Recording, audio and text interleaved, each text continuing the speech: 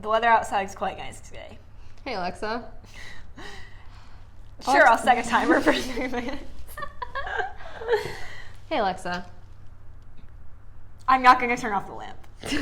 Hey, Alexa. You want me to play Despacito? No. Hey, Alexa. What's up, Sophie? Do you want me to play Despacito? Yes. Hi. Welcome back to OES Stories. I'm Sophie Chen. We're here with Alexa. What do you have to say for yourself? Hi, I'm Alexa Tsai. If I started a tea company and sold Alexa teas, would you buy any? Okay, well, why are you here? In preparation for my bell tower ceremony speech, I've added in a couple jokes. So this is really meant to harness my inner comedian and practice for that. What would you say your sense of humor is, or what kind of jokes do you like? Surface level puns, play on words, AGT comedians.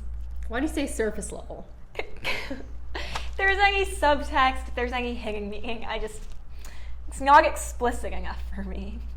Really, everything goes over your head, is that what you're saying? Okay. Exactly. So why do you insist on having a joke in your bell tower speech? I really wanted to make it not boring and, add some unique flavor. My own advisor has described my humor as unique, so. Nice. Yes. Also, you've described yourself as not funny. Isn't that right? True fact. Tell us a little bit about the time that you came about saying that. Right. So, in an attempt to make the presidential debates less boring, I addressed our upper school community, and I was like, now, I know most of you probably don't think I'm funny, but I laughed. It was awkward. And then everybody else laughed. Good. At me, not with me. You never know. Okay, so Alexa, we brought you here today to do a little bit of rejuvenation on your humor skills. Some stand-up comedy. Okay, so let's start with the easy ones. Tell us a funny story about yourself or someone else. One time, let's see. So we were coming back from tennis districts, and Sophie, Isabel, and Mal and I, we were all going to meet at Target. So Target has these perpendicular parking spots. They're not the slanted ones, so they're not easy to park in, right? So I'm driving along, and there's all these cars, and I'm like, I don't know where to park. Like, I can't park between two cars. I don't know where to park. I finally see one, and I'm like, okay, this looks decently big enough, because I'm driving a huge whale. Aptly titled. And then, so I turn, and as I'm turning, I hear a.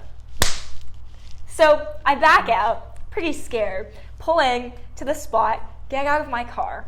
I look at the other car, and I'm like, oh, this isn't that bad. There's like a tiny scrape, but there's scrapes all over their car. Like, it doesn't matter. And then I walk around to the front of my car. Continue. And it's all caved in. And I'm like, shoot. Have you heard of a magnet, Sophie? I think so. So I'm what some people would call a crash magnet. Really? How many? I mean, I've been in 2 crashes, and then I was in the passenger seat, and the person driving the car rear-ended another car. And then on a recent trip to the East Coast, my dad was driving, and we got rear-ended. So I see. Yeah. I see where the name comes from. All right. So checking out our agenda here. I've come through some stand-up shows, just some people who, authorities on comedy, and pulled a few jokes for you to deliver, just so you can practice that comedian's voice kind of thing. I don't know, they might not fit exactly, but here you go. Okay, I've never seen these before. This one is by Brett Druck. Wait, what am I? Just start from the top.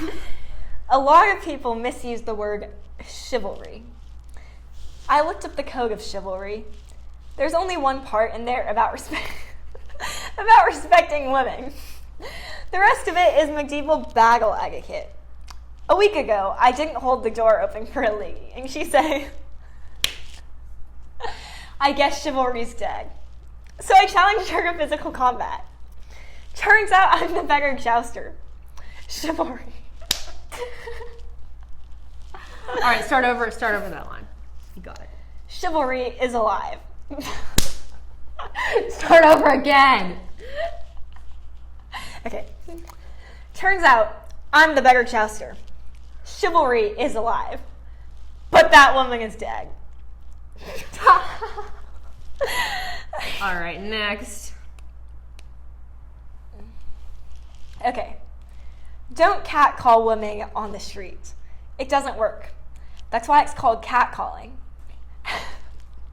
You have to make it through the joke without laughing. I'm kind of concerned to hear the bell tower speech because it's just going to be you choking on your own throat. Don't catcall women on the street. It doesn't work. That's why it's called catcalling. Have you ever tried calling a cat? Next. Okay, last one. The primary purpose of your pinky toe is to periodically check if your furniture is still hard. I'll throw it up for you again. So, Alexa, how do you think your comedy skills have fared after all this training? Well, I've learned that I probably need to get through the joke before I start laughing at myself. Right. Right. There's a certain humility that comes with being a comedian. It is that you can't laugh when you want to, even though you're hilarious. Exactly. So you can't really be so funny that you laugh at yourself. It's a balance. Mm-hmm. So how do you think your big bell tower joke is going to hit?